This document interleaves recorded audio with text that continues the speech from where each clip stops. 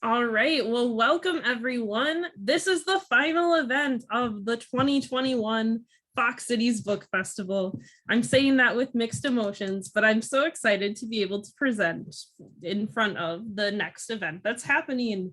The Fox Cities Book Festival. This is our 14th year. It's run from October 13th to October 17th. And as I'm sure you could guess, or you've heard by now, the Fox Cities Book Festival is a collaboration that takes a whole lot of people, a whole lot of time to run. So thank you to everyone who makes it possible. We have a lot of school districts, libraries, bookstores, and other community partners who really help make it happen. We were fortunate to receive grants, and then we do have donors who make it possible. So thank you to everyone who has done that. And then we also have people who donate with their time. So thank you to everyone who has made that possible. We truly believe that access to the arts is essential and that there shouldn't be barriers to do that. So with these donations, it has been possible. So thank you. If you yourself would like to donate to the Fox Cities Book Festival, you can donate online at foxcitiesbookfestival.org. That is our website. We're on Facebook at Fox Cities Book Festival. We also have that QR code. You can mail a check, or if you would like to volunteer with us, become a board member, or just receive more info, or if you have any questions, you can email us at info@foxcitiesbookfestival.org. For this event and all the events you've been at, we do expect that you will behave, you will be respectful. So we have our official code of conduct pulled up. That's that statement of responsibility. But really, if there is any disrespectful behavior, comments, we would take you out of the event. So please just be kind.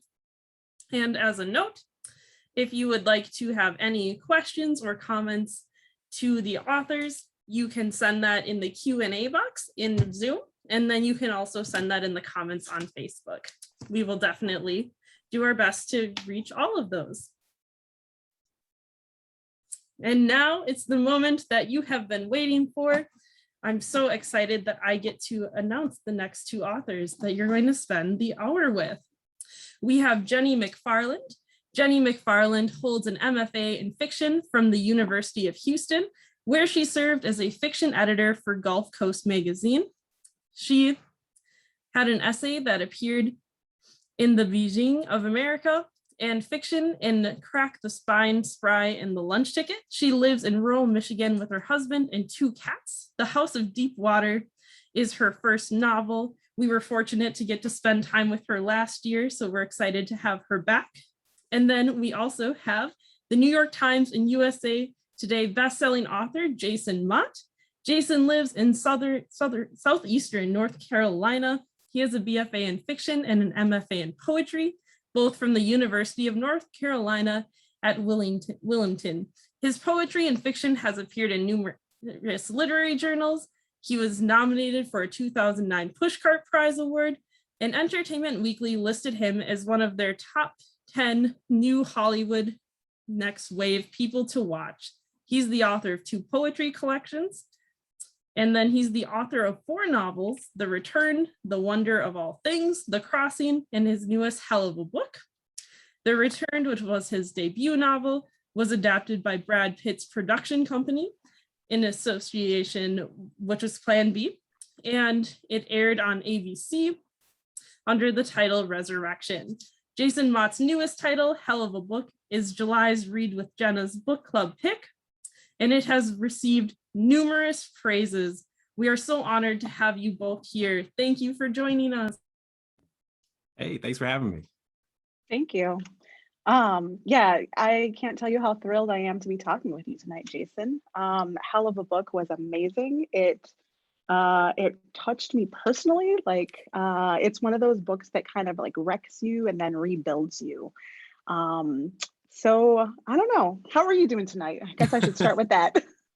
I'm doing terrific, actually. Thanks. Yeah, I'm doing pretty good. I'm in southeastern North Carolina. The weather's starting to change. So we're getting some fall kind of stuff going on, but I'm feeling pretty good.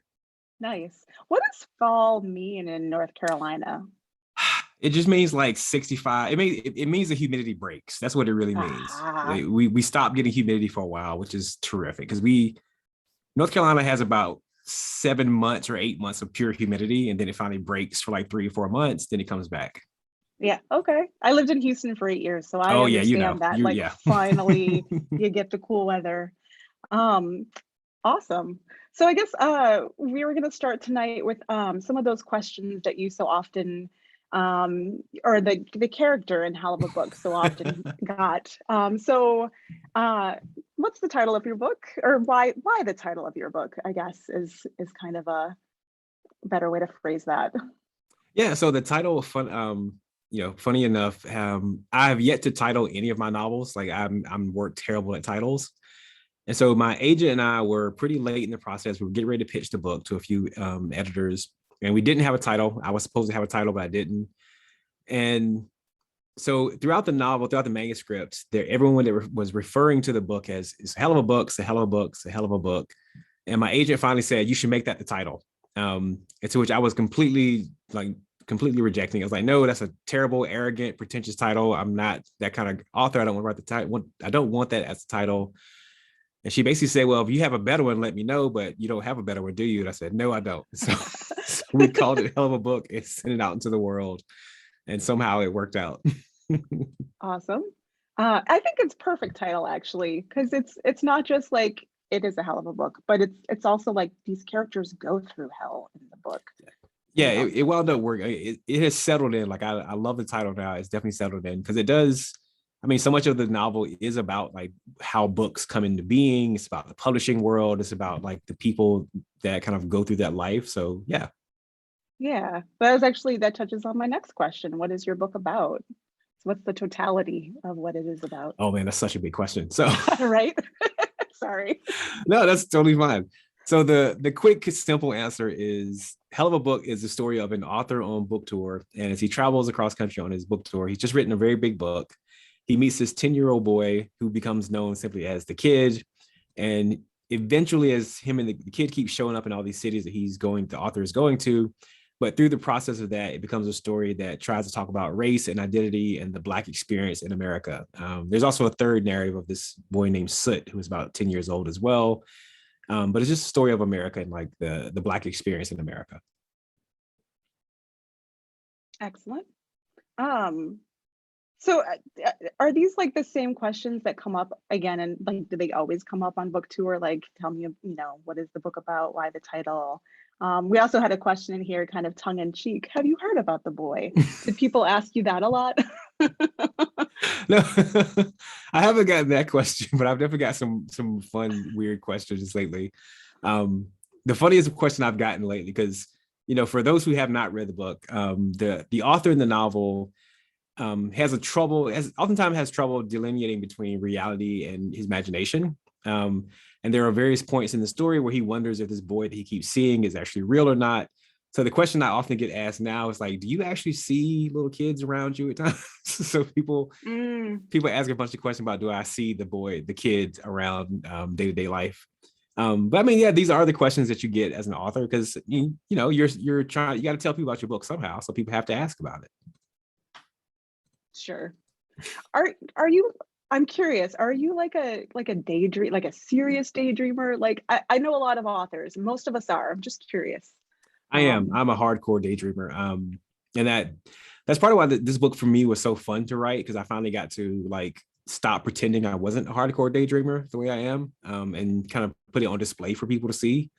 Yeah, because especially as writing novels, you spend years working with characters and building a world and like creating these backstory for these characters.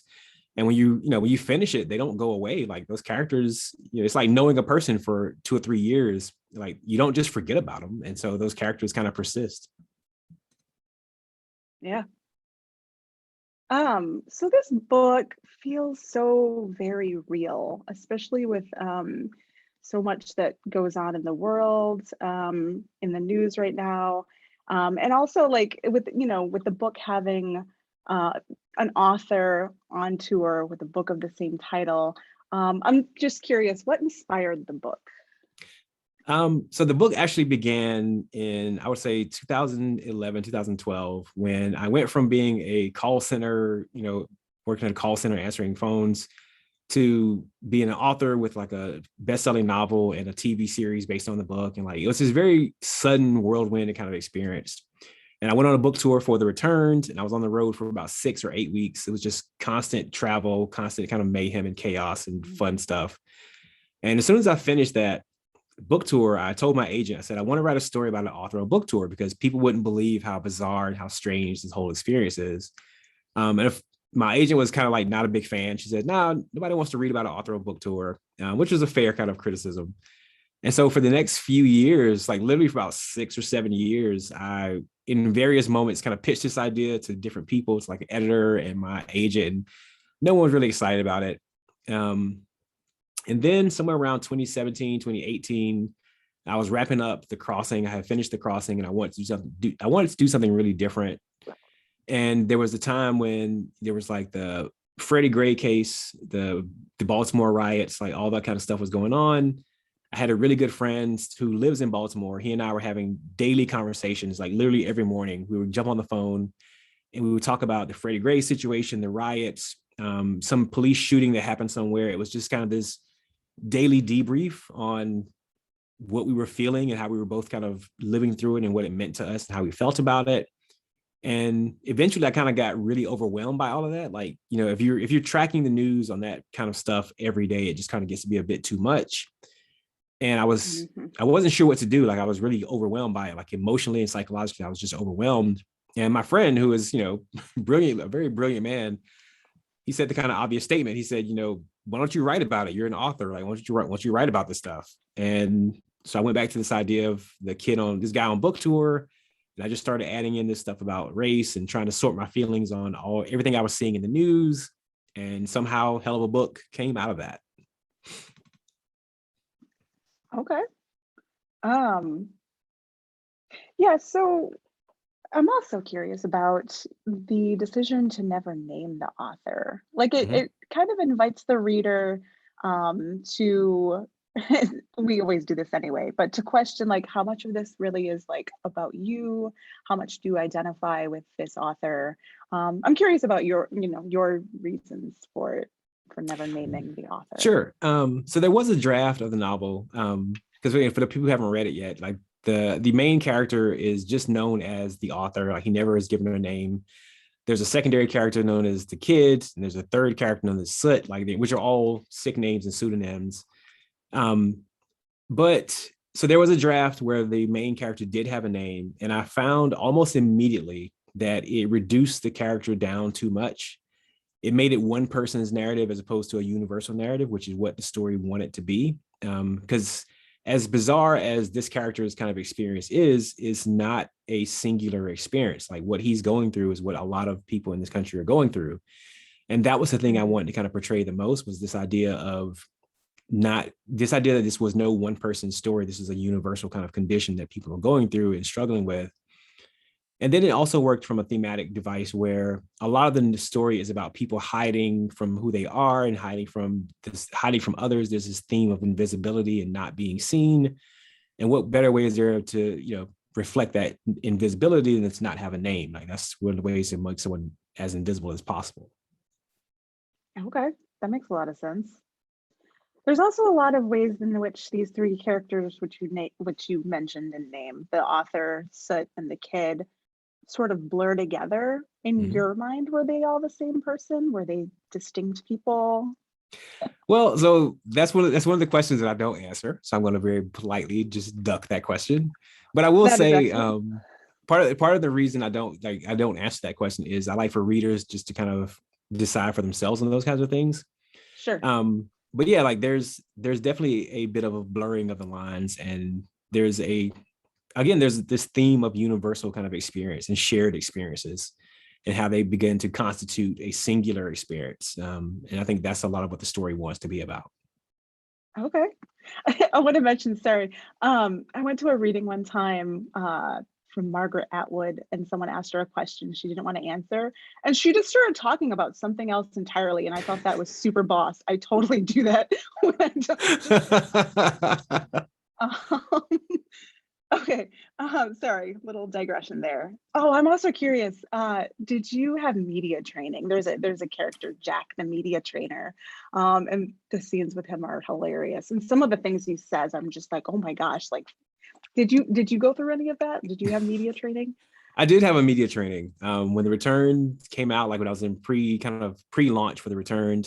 I went to New York, met with this very fancy media trainer in a very upscale kind of office in central New York.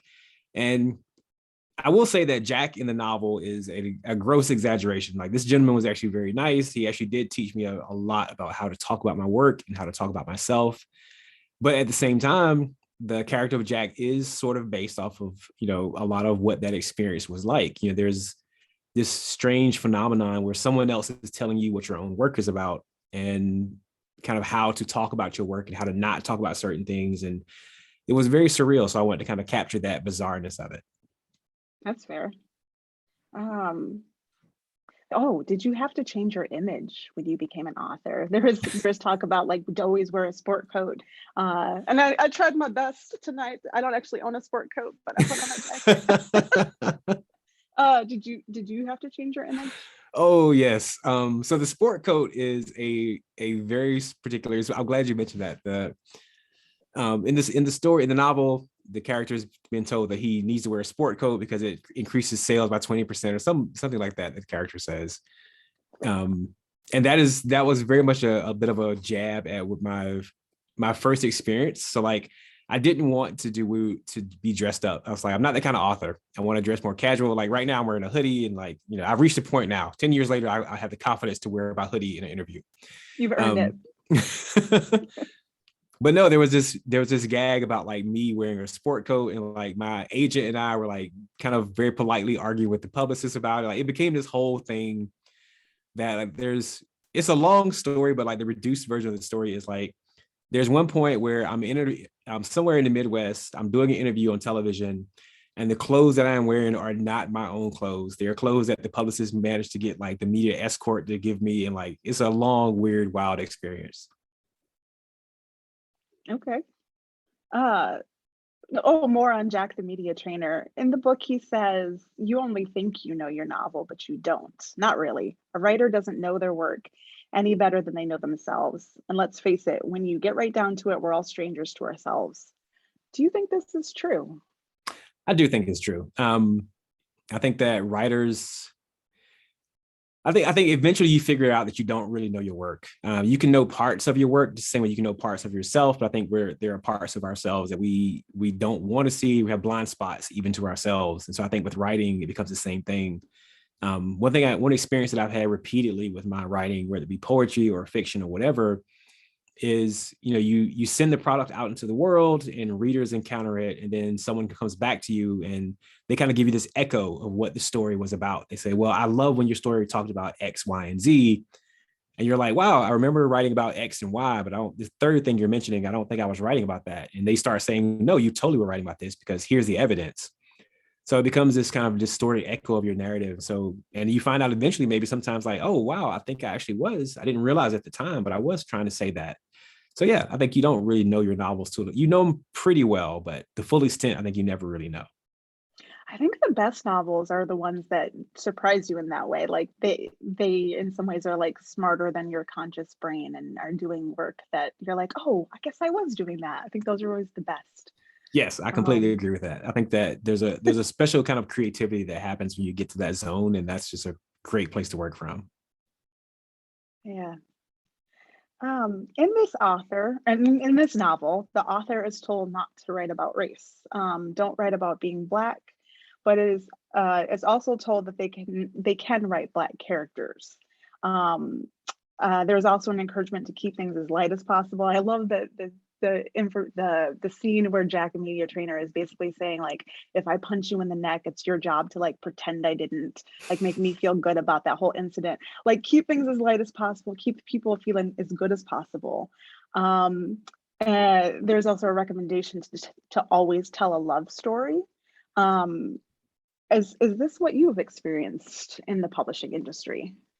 A little bit. Like again, it's mildly exaggerated in the novel, but like the bones of it are definitely there in both publishing and then also in like the LA side, like film and television. Like there is wholeheartedly this welcoming of Black characters. And as far as like you're writing about being Black, there are, there are three main types of Black stories that get kind of accepted and kind of known and seen pretty quickly. Like there is the slave narrative, there's the civil rights narrative, and then there's the inner city narrative. Like those are the trifecta of like what Black writers oftentimes are quote unquote allowed to write about. It's rare that you get to see just the quirky, offbeat, bizarre kind of character who happens to also be Black, who just wants to write about that kind of experience. You don't get to see the anime D&D obsessed kid who is also Black and wants to write about that kind of thing. Like those aren't the narratives you get to have very often. And so that's what that part of the novel is trying to talk about, that phenomenon that is very real. It's a very real phenomenon for sure. Yeah, definitely. There are numerous moments in Hell of a Book where the author talks with the kid and plans to tell him truth. In one scene, the author says, the longer you go in life, the more you worry about something being taken away and you worry about going back to not having enough.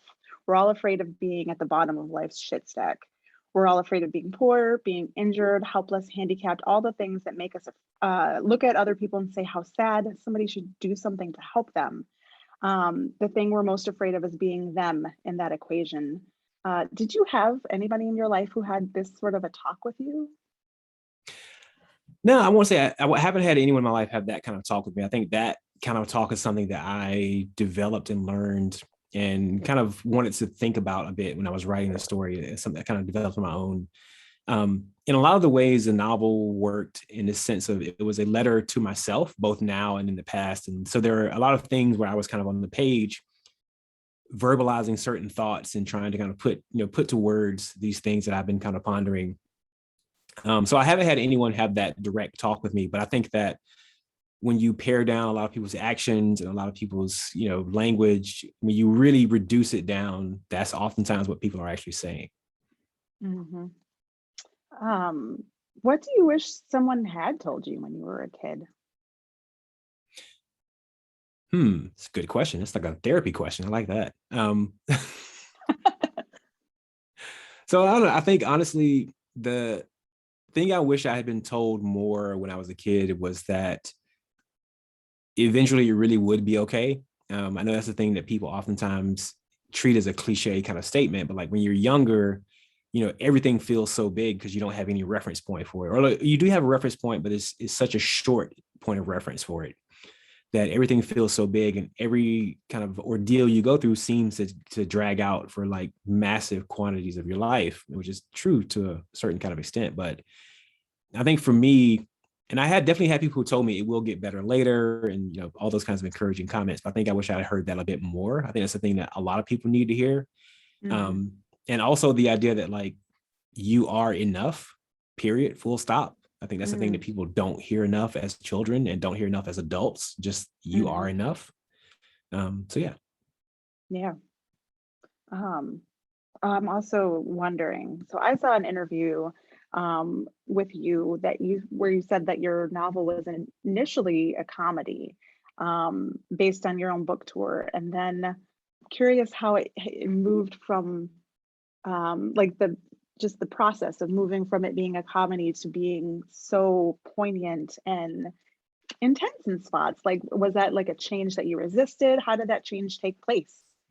Yeah, it was a really strange, it was for not the first time, one of the few times where I was just letting the imagination do what it wanted and stopped kind of questioning a lot of things.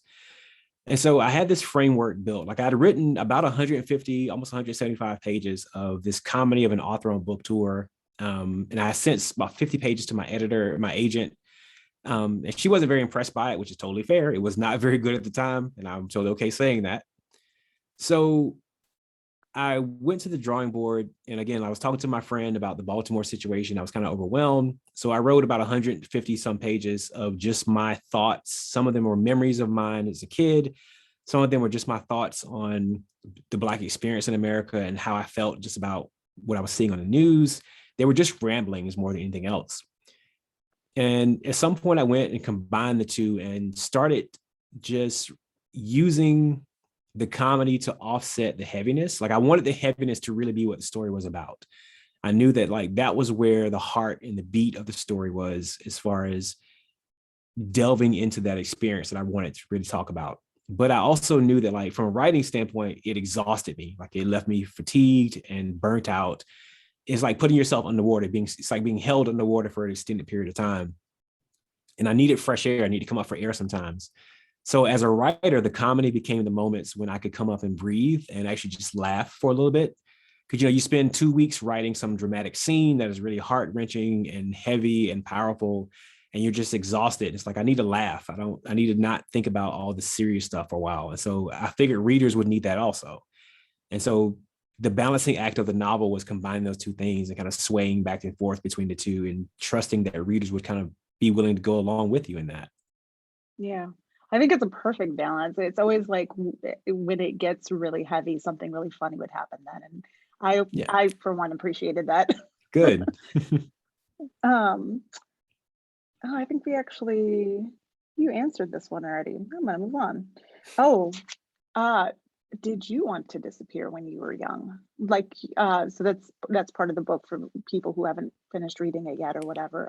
One of the characters is working on being able to disappear. So did you want to be able to disappear? Yes, wholeheartedly. I still want to be able to disappear half the time. People oftentimes cannot tell, but I am an extreme introvert. Like being in front of crowds, being in the spotlight really stresses me out. And it's not my natural state of being. I am the person who is hidden in the back of the room in the corner and no one ever sees them. I do the early exit at parties, don't tell anyone goodbye, just disappear at parties. Like I am that guy. And so for me, even in the past and even currently it's I'm a little bit better about it, but like that was definitely a big part of my childhood, was like just not wanting to be seen. Like I would rather be sitting somewhere away from everyone, reading a book, reading comic book, reading something, as opposed to being in the mix with everyone. And that still lingers. I still very much struggle with the attention and struggle with being in front of a camera like today. And I'm getting better at it, but it's definitely a real thing for me. Yeah, I hear that in my soul. So also, Soot in the book is bullied, like pretty heavily. We're curious, were you bullied as a kid? Yeah, I think I was definitely bullied, probably bullied as much as anyone else. I think you'd be hard pressed to find a kid who was never bullied. And if you do find someone who was never bullied, they were probably the bully themselves, strangely enough. So yeah, for sure. I was definitely bullied, I think, as most kids are. And it was probably in my early 20s that I kind of outgrew being bullied. Like I learned it's weirdly enough, I met this guy at my very first job. I was working at a newspaper, just loading dock in Greensboro, North Carolina. And I met this really cool guy. Well, he wasn't cool at the time. He was a jerk. And he would bully me at night at work. I was a grown adult, like 19, 20 years old. He would bully me at night at work verbally. And this really awesome gentleman came up to me one day and he said, if you don't do something about it, it's always going to keep happening. It's like, you gotta say something back. You gotta do something back. And it taught me to kind of not just take things and to kind of resist and to use my voice and use my intelligence, use my words, and to kind of stand my ground. And it changed a lot of my life. It really taught me just to not be bullied quite so much. It was a big moment for me. Excellent. What in your mind, is there anything that we as a society can do to help Black and brown children so that nobody hates their skin? How can we help? How can we help? I think the biggest thing we have to do is we have to stop treating them as others, and we have to start using empathy to actually connect with people. Like a large part of the problem is we oftentimes take away the voice that Black and brown kids actually have, and we do it through legislation, we do it through the media. There's 1,000 different ways that it happens where we confine them to a certain type of thing. We limit their imagination. I think that's one thing that I think about a lot right now and is constantly on my mind, is the way in which we limit the imaginations of certain people. And if you limit a person's imagination, you completely block off massive avenues of potential that they could actually grow up and be. Because if you can never imagine yourself being a thing, chances are you will never be that thing. Mm-hmm. And one thing that America does very well, particularly in regard to Black and brown peoples, is there's an indoctrination system. There's a whole platform that is designed to limit the imagination and the ability and the potential of certain groups of people. And so as a society, one thing we have to do is we have to stop that limiting of imagination. We have to treat people as people and start changing those things. Yes, absolutely. Oh, of course, we're going to have to talk about the last year and a half. The long, never-ending pandemic. And not just the pandemic, but there's just been so much just happening and so much upheaval. And yeah, how has all of this impacted you? And a follow-up to that, do you think things are getting any better? So for it, the last year and a half for me has been pretty, it's been as strange as it's been for anyone else, I think. Now, I will say that there are definitely people who've probably had it worse, because I am, as I mentioned, by nature, kind of an isolatory introvert. Like, I like to be by myself. I live alone. I have a small house out in, the middle of the woods kind of thing. And so when quarantine really happened, it didn't change my lifestyle, because I was already someone who rarely went out and saw people. So it was like, oh, cool. Everyone else is catching up to where I've been for the last 2 decades, like last X amount of decades. And so that part of it didn't really change me too much. But then, of course, as time went on and you begin seeing friends, people that matter to you more, you start seeing them less and less. I was just as impacted as anyone else was. Now, in terms of writing and productivity, there wasn't much impact there, but there was definitely the emotional and psychological strain of worrying about people that you care about, worrying about, are you going to be able to buy food at the grocery store because things are selling out?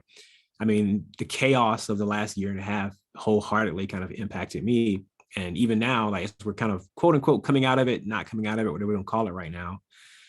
I still struggle with feeling better. I mean, it's getting better, but there's definitely still this cloud of anxiety that's always there. Like, we're all very much we still have clenched fists. That's the way I kind of describe it.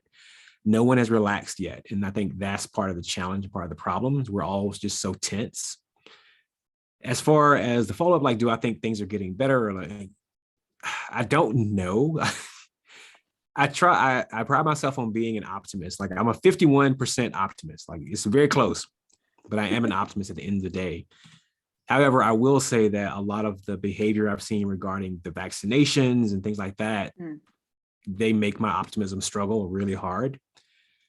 So I think over the long arc, over a long enough time, humanity does improve. That's one thing I consistently believe, and I will always kind of believe that thing, because I feel like history has shown that. We'll definitely have setbacks, and we'll have very slow periods. And I feel like right now we are in one of those setback, slow period kind of phases where we're not being our best selves on so many fronts. And I like to think that it will come out of this, eventually get better, but it's a very thin fight. It's a very hard fight. Mm-hmm. So in the novel, all of your characters are very aware of police brutality. That's a huge question in the novel. And I'm curious, how does the view of the police change based on, what communities you're a part of? Oh, it's a dramatic difference. Because one thing that the novel talks about, and one thing that I obviously have experienced, is like, for Black and brown kids, there's a time when you get the talk, and the talk is not about sex, even though that is a whole separate other talk. But the talk is about how you engage with police officers and how you interact with them, and like what that means to you and people who look like you, and the stakes of that. And it is a very real discussion to be had. I mean, the judicial system treats Black and brown people very differently than they treat white people. That's just a fact of stats and a fact of real life. And so that's another one of those points that as a society we need to look at and stop pretending does not exist. I mean, the data is clear, and the data has been clear for decades. Black and brown people are multiple times more likely to be convicted of the same crimes as white people. And even though the percentages of crime is no different, there's this mythology that Black and brown people are more prone to violence and crime. When you look at the numbers are exactly the same, regardless of race across the board. White people have just as much drug addiction, just as much violence, just all the same things. And yet the narrative is that Black and brown people are different somehow, like the rules of existence for us are somehow different. And I think one of the scariest components of that is when you're told that long enough, you start to believe it about yourself. Black and brown people oftentimes believe that about themselves because that's what the larger narrative of America has told us and reinforced and shown us through television and media and novels and everything, that is who we are, even though the statistical data says that is not who we are. So for me, there's a lot of discussion that needs to be had about that, a lot of change that needs to come relating to that. Yeah. What do you want everyone to know about what it is like to be Black in America? I think the biggest thing I want people to know is that the rules are different. Kind of like almost just a dovetail off of what I was just saying. Like there is the American myth, and I call it this because it has always been a myth. The American myth is that if you work hard and you go out into the world, everyone is equal. You know, America itself is a meritocracy. That's the mythology. You know, if me and 10 other people in a room of various races, shapes, colors, all these things, we're all starting from the same starting point in this race. And those at the top have just worked harder than everyone else has. And that's how they got to the top. And those at the back and those at the bottom, well, they just didn't work hard enough. They were lazy, they were this, they were that. And that is one of the biggest myths of America, is that everyone is starting from this equal starting point, and that the journey itself, even after you leave the starting blocks, that the journey forward is equal for everyone. That is a myth. And there is this, America itself clutches to that myth because as a country and as a society, we are so afraid to believe that we are not this perfect kind of hill, city on a hill kind of story, and that it's okay to be flawed. Like the irony of people who say that, kneeling for the flag and things like that are un-American is that like minorities, Black and brown people and other minorities, we love America as much as anyone else. Oftentimes we love it more than other people do. But the thing about loving something is you also have to be willing to recognize the flaws that are in the thing you love. That's how you make things you love better. You recognize their flaws and you fix them, you repair them, and you make them no longer flaws. So again, the biggest thing I would love for people to know and to really and truly know and understand is that there are people in this world, in America in particular, for who the rules of life are different. And we need to stop pretending that everyone is the same and those who are behind just didn't work hard enough. I know so many people who are working 3, 4, 5 jobs and still cannot get ahead generationally.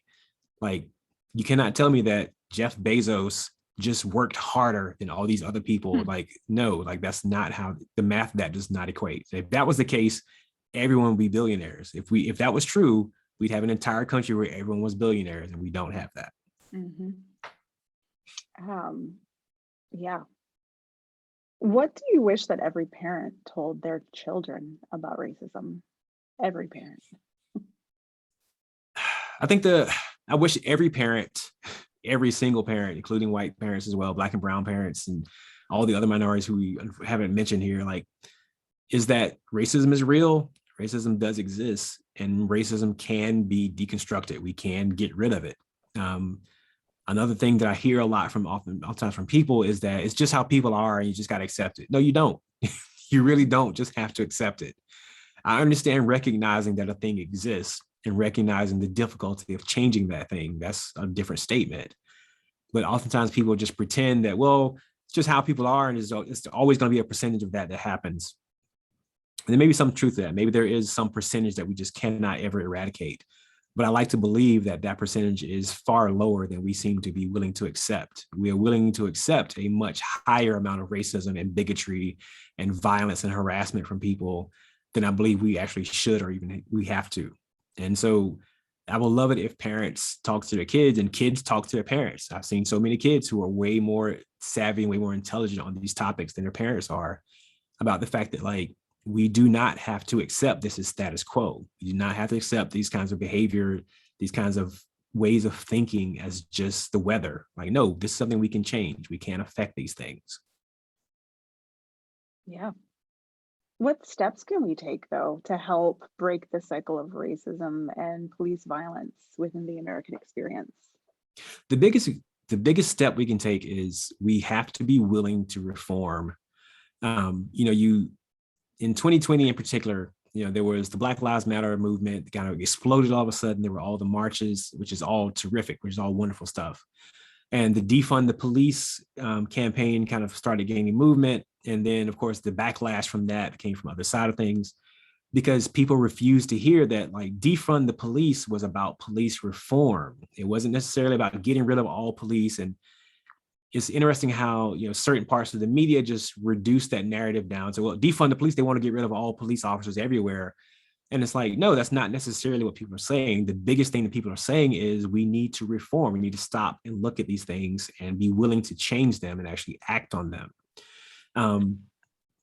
So for me, the biggest thing that we can all do is actually affect change, like vote in the way that changes things, even if it just means, having independent bodies come in and examine the policing of certain areas. Like that's one thing that should be completely reasonable. Having independent bodies come in and review police behavior, and not only review, but have them have the authority to affect change. Because what happens oftentimes, and this has happened many times, is independent bodies will come in and review policing in a certain area. They'll identify problem officers, problem components. They'll identify all kinds of issues, and yet they do not have the authority. They don't have the teeth to actually change anything. They can't fire anyone. They can't demand a certain policy changes. All they can do is report and then move on. And that's the thing that needs to change. There needs to be independent bodies with teeth that can come in and actually overhaul these things. And as a society, we need to stop pretending that overhauling the police and questioning certain police behavior does not mean hating police officers. It doesn't mean you don't support the police. That is not what any of this means. It means that when you identify problem officers, you act, you challenge, you change. That should be true of any field of work and endeavor. So much of this gets treated as though we're trying to treat police officers differently than any other area. And the question is, no, we're not. Like if this was the medical field and you had surgeons or nurses or anyone in any other field doing bodily harm to people and breaking all kind of policies and rules that was resulting in death, there would be investigations left, right, up and down. People would get fired, change would happen. But as soon as you start trying to have that conversation in regard to law enforcement, certain bodies in America, certain entities and peoples in America start trying to reduce the argument down to this black and white binary argument of, well, that means they hate police officers. That is not what it means at all. I have no problem with police officers. I have a cousin who is a sheriff's deputy. I have plenty of people in my life who are police officers, and I wish them well and I love them to death. And this idea that police reform is hatred of police officers is insane. And that's something that needs to stop. And that's part of the argument that needs to stop. Yeah, absolutely. What do you want everyone to take away from Hell of a Book? I think the thing I would like everyone to take away from Hell of a Book is kind of this culmination of everything I've been saying so far. This idea that the Black experience is much more layered and much more complex than the media and like most outlets tend to show. And I'm not just talking about like CNN and Fox News and weird things like that. I'm also talking about the stories that you read about Black people, the novels that you read, the art that you see, the movies that you watch, the television shows that you watch. Very, very few of them portray Black Americans beyond the scope of a certain kind of trope that they are kind of reduced down to. There are Black Americans who exist, and like the vast majority of Black people are nothing like those that you see on television. They have layers and they contain multitudes, to kind of quote the poet. There's so much complexity to that experience. And that's the part that I want readers to take away, is that like these people that you don't get to see in their best light, these people who are invisible, at the same time, they are so visible. They have these identities. They have this other life that you don't get to hear about, and that needs to be seen and heard. You need to recognize them as people. Yeah. I think that's it for like the really hard questions. We're going to get into some lighter stuff. These are great questions though. Yeah, so there are so many references to film, including old classic films in your novel. Often the author impersonates mannerisms and phrases he has seen, and it's really funny. Why did you have this as part of the book, and do you do this? So that was for those who don't know, the author in the novel is completely obsessed with film noir. Film noir is a genre of film made from about the mid 1940s. You could argue a few things there, mid 1940s to about the mid 1960s, somewhere around there. But think about Humphrey Bogart and Casablanca and a few other kind of touchstone films. But it's a genre film that I absolutely love. I fell in love with it maybe 10, 15 years ago. I couldn't really explain why. Well, I can't explain why. I love film noir because the language in film noir is so distinct and so unique. Like I'm a language buff. And I don't mean like speaking foreign languages. I mean, like I love seeing what the American lexicon can do. So I love slang. I love any kind of regional dialects. Those things really fascinate me. And film noir has its own cadence, its own rhythm, its own pacing, its own kind of jokes and slang. And like, it's such a unique kind of contained thing that I just fell in love with it. And so when I was writing this novel, I wanted to have some fun with that. Like I just said, I'm gonna throw some film noir in here and I'm gonna just let it fly and let it be fun. So it became another kind of enjoyment component for me to write, because I got to just throw in inside jokes. Like when you read hell of a book, if you are a film noir fan, like there's so many movie references in there, and there's so many just inside jokes and Easter eggs and things like that, that it was just a really fun thing for me to work on. Nice. What are you working on next? So I'm working on a new novel. That's kind of all I can really say about it, mainly because, well, two reasons. One, I try not to talk about works in progress until they're kind of finished, pretty much, because I've learned that things change so much that if I tell you something now, 6 months from now, the finished product may be completely different than what I told you now. So just wait and see. But then also I tend to, I'm just really bad at talking about the things that I'm working on right now. Like I'm really terrible at explaining stories. That's another lesson it's taking me about a decade to learn, is that I am really terrible at explaining unfinished stories. That's fair.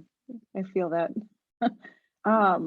Your current book, if this were to become a movie or a TV series, first of all, would you like that? Would that be something you would be interested in? And Yeah, I mean, I think it would be great. I would love it, just because I, for one, am a big fan of obviously film and television, and I think it would make a very unique visual experience. It would be a very unique kind of storytelling experience. So yeah, I think it would be cool to kind of have it happen. At the same time, it's not something I'm really obsessed with or chasing. I know authors are supposed to be like, oh my God, please make it into a movie. Like I know they want authors to be like obsessed with it. But for me, the novel that was my great work by far. So if it makes it to a movie, awesome. If it doesn't, that's awesome too. who would you want cast as the main Donald characters? Glover. I am. Yeah. Yeah, it would have to be. I would love for it to be Donald Glover. I'm saying it would have to be, but I would love for it to be Donald Glover. I've been a fan of his work for multiple decades now. His music, his acting, everything. And I think he's, again, I don't know him, but just from his work, from his art, I would say that he gets this idea of the Black experience is not just one thing. It is all these other things as well. So I think he could bring something really unique to the character. Okay. Um, this is another question. This is one that Aubrey wrote, and I'm curious of this too. Did you get sick of, or do you get sick of people pointing at your book, pointing out that your book is a hell of a book? I knew this is where that was going. I won't say I get sick of it. I've kind of gotten used to it. There's a point where you realize you can't fight the ocean, so you just let the waves wash over you. That's kind of how I feel oftentimes. I still get jokes from the returns. Like, when the return came out, like so many people had some kind of pun about something returning and returned. And so now it's the same thing with Help a Book. I've just kind of accepted it. So it's just fun at this point. Yeah. And can you share any stories from previous book tours? So, well, like, yeah, I've definitely had some strange experiences. I talked about like the phenomenon where my clothes weren't quite working. And so I was in this hotel in, I can't remember where it was, somewhere in the Midwest, but I had like a 7 or 8 a.m. TV interview scheduled, and they had sent me this media escort. So like, this is different than media trainer. A media escort is when you're an author in a city, someone who drives you from like place to place, so you don't have to get lost, and like they're in charge of making sure you get to your places on time, that you can do your interviews and do all these kinds of things. So I come downstairs, and this is in the height of the great sport coat battle of 2013, where my agent and I were just fighting with my publicist about the sport coat situation. Come down in the hotel, and there was this very lovely lady. I cannot remember her name right now, but God bless her wherever she is. She was parked out front at the hotel. She's my media escort. And she goes, "So I hear we've got a sport coat problem." And I said, "Yeah." my publicist chewed me out for not wearing a sport coat. She goes, "Well, come over here." She called me and she told me what happened. "Come over here and I'll help you out." And we walked to her SUV. She pops the trunk. She has an entire box of her son's clothes in the back of the SUV. And she goes, "We'll find something for you to wear." So here I am. It was cold. I'm standing outside in the lobby of this hotel. And we're just digging through the back of her SUV, pulling out her son's clothes and like trying on sweaters and shirts. And like, so that's how we got to this point where there's an interview of me wearing the clothes of some young man who I do not know, but it was such a bizarre book tour moment. Sounds like something you just have to kind of roll with. Like, you sure, do, you just have to kind of go with it. What reactions have you been hearing about Hell of a Book? I've been having some really wonderful reactions. People fell in love with the book in a way that I never really expected, and they got it in ways that I never expected. The funny thing about this book, and people oftentimes don't believe me when I tell them this, but like I was pretty far along. I was getting close to finished with it. Like I hadn't shown it to anyone yet, because when I work on things, like I said, I don't show them to anyone until they're really almost done. So I was about 80-90% done with the book. And I was really doubting it. Like I was really worried about it, because I was talking to a friend, and I told her, I said, "I don't think anyone's going to read this book." And she goes, "Why not?" I said, "Well, it's too weird. Like it's got film noir. You got this guy who can't tell what's real and what's not. There's like 3 different narratives going on. They're all blending together." I was like, it's not a very linear, straightforward story. And I don't think anyone's going to get it. It's too weird. It's too strange. Nobody's going to want to read it. I told her, I said, "I don't even know what the audience is for it. Like, I'm not even sure who this book is for. Like, I can't say it's for like, for Black people, because like there's a lot of references to weird things that a lot of people wouldn't get. I can't say it's for white people because it's too references Black stuff too much. Like, I just didn't know what the book was going to do. And then lo and behold, you fast forward, and it has just kind of had this amazing connective response with people, where like so many groups of people are able to find part of themselves in the story, which is absolutely wonderful. Like I really love it. So that's been the thing that has been just really amazing to me, and really humbling, and really kind of satisfying. Because again, like I really did not believe that people would find any connection with it. And suddenly more people than I ever expected are finding connections with it. Excellent. And I'm curious about any book recommendations you have. So I always have to recommend something by John Gardner, pretty much anything. I'm a big John Gardner fan. He's the author who kind of made me want to become an author. So I recommend October Light is always a good one, and Grendel, 2 big, awesome, good, yeah. 2 big John Gardner books. Grendel's the story that actually made me want to become a writer, so I want to read that. And there's also a very subtle Easter egg in Hell of a Novel that references Grendel. It's super subtle though, but it's there. So if anyone's just want to be like go through the book with a fine-tooth comb, there's a cool reference there. And I'm also a big fan of this. There's a graphic novel right now called Monsters by an author named Barry Windsor Smith. I've been a fan of his. He was a comic book artist for a long time, and I'm a big comic book nerd growing up. I was a really big fan of his, but the novel is very much an adult, serious kind of graphic novel. So I recommend that for people as well. Excellent. I'm always looking for good graphic novels. So that's perfect.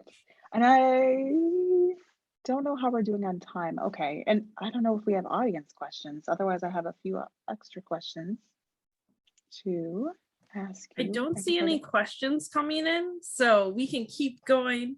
Let's do it. Great. More woo. Okay. So, your author in the book encounters a lot of Kellys. Did this happen to you? So I, I have not dated a lot of like women with the same name, but some of the Kellys that he encounters in there, like those are based on real dating experiences. So some of the bizarre things that happen to the author in there. There's one moment in the novel where this basically he's on a date with this lady and the house all gets burned down because as they're cooking dinner, so there's a weird mix up of things they're cooking. And that was the house didn't burn down in real life, but like the fire department had to come out. Like that's definitely a true dating story. So there's a few things like that in there. Nice. Oh, what was the experience of being a Reads with Jenna author like? Oh, that was wonderful. Like the Reads with Jenna team and Jenna herself were all absolutely wonderful. Yeah, they have a really sharp eye towards, what it's interesting. Like Jenna just picks the books that she enjoys and the books that are impactful to her. Like you would think that someone with that kind of a platform, like there would be like this whole kind of agenda or process behind how things happen. But one thing I've seen from her is that like she chooses books that she's very passionate about. I think that's a very powerful thing. And so, yeah, I've had an absolutely wonderful experience with them. They were great for helping promote the book, which is great. But even beyond that, it was just terrific. Nice. So the Hell of a Book within the novel's covers is said to be black and the words are white. The publisher called it a simple yet impactful design. How did the cover of your own novel get chosen? And do you think of having this novel cover, or did you think of having this novel cover being like that description? So no, like so I didn't think of any of that. Like this is another place where I'm really terrible. The cover was designed by the wonderful team over at Dutton. They have some great designers there. And so what happened was they sent me about 8 different options for like the cover of the book.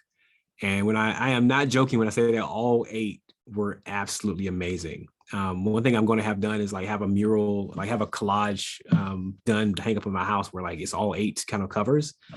So the team at Dutton designed this one, and this was the one that they seemed to be like they were really most in love with, the finalized version that we have now. And when I saw it, I definitely loved it. Again, I love the others as well, but I think this cover that we got captures something very special. Like it becomes meta in the same way that the book itself is meta. The book itself is a book about books and about writing the book.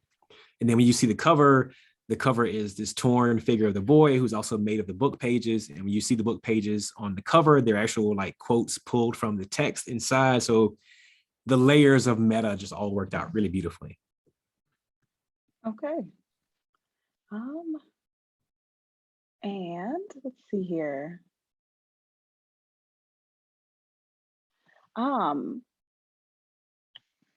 Sorry, I have one more sort of difficult question I want to ask you.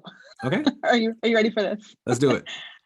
So what in your mind does it look like for minority authors to just write the story they want to write? That's a question that comes up in the novel. Because like for me personally, when I'm reading a book, I'm always kind of hoping to see myself in the story. Mm-hmm. And it's hard for me to imagine myself free of all the heavy stuff that comes with minority status. So yeah, what does it look like for authors of color to just write what they want to write?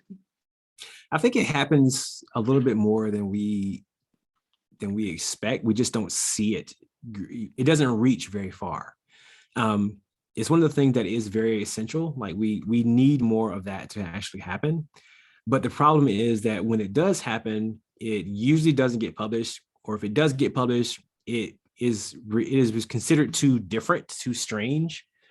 Because again, there's a culture that has been established, and this isn't blaming publishing, this isn't blaming like television, this is blaming all of us. Like I count myself in this group. Like we are all kind of responsible for this. We're like, there's a culture of expectation that says if a minority person is telling a story, that story has to be about the minority experience in some way. It is, Game of Thrones, if that had just been, if Game of Thrones had been written by a minority author, it probably would not have gotten made, just because there would have been the expectation that, oh, this is going to become a story about, minority experience somehow told through the lens of, kings and queens fighting over, fighting over power.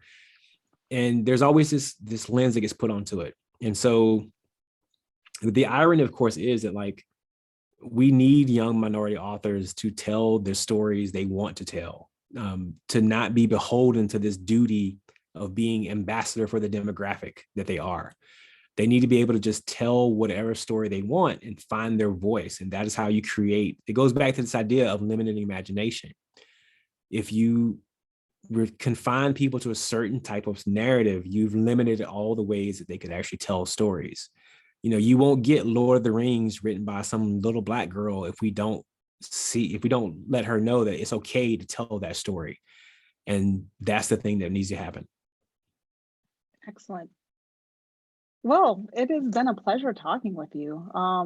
And I absolutely loved Hell of a Book. I'm almost done with The Crossing. I'm loving that too. And then I got to read the other two.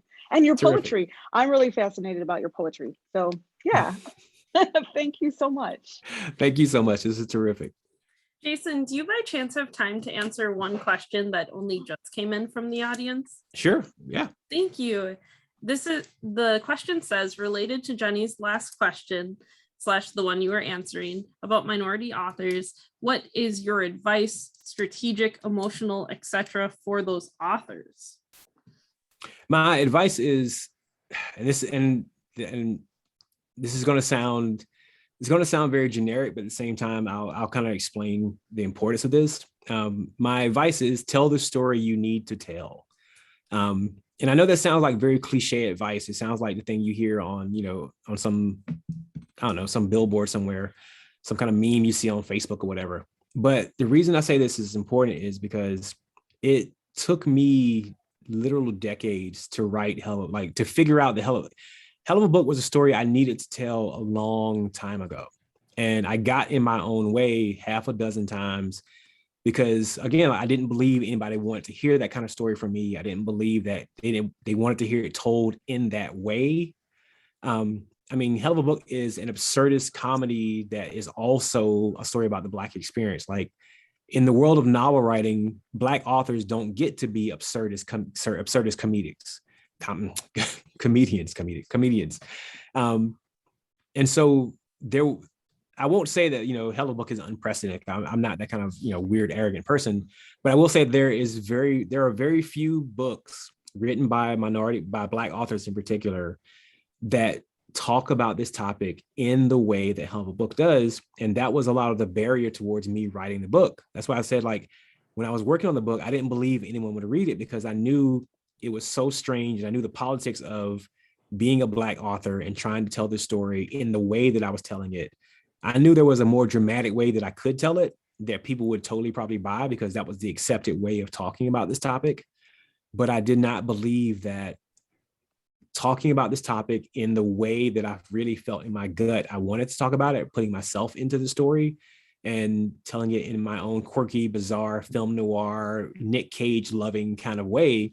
I was like, no one's going to read this book. And then all of a sudden people do read it. And so that's why I say the advice that I give is, tell the story you need to tell in the way that you need to tell it, and let the chips fall where they may, because when you do it that way, you will tell the best version of that story. And that's the thing that matters the most. Thank you for answering that question, Jason. And thank you for joining us as we close out our festival. And thank you to Jenny as well. It has definitely been a great time. And I think we all have something to take away. And if you haven't read Jason's book, you should. If you haven't read Jenny's book, you should. You've had a year to do it. But it has been great spending the night with you both. And thank you so much. Chat, where we do have links to, if everyone's willing to take a minute or so to take a survey where we can help plan our next Fox Cities Book Festival, that is there. And then we also have a link, just if anyone is willing to donate, that is there too. But again, thank you so much to both Jenny and Jason for joining us, and thank you to our viewers who joined us as well. It's been a great festival, and this is a great way to close it. So thank you. Thank you. Bye.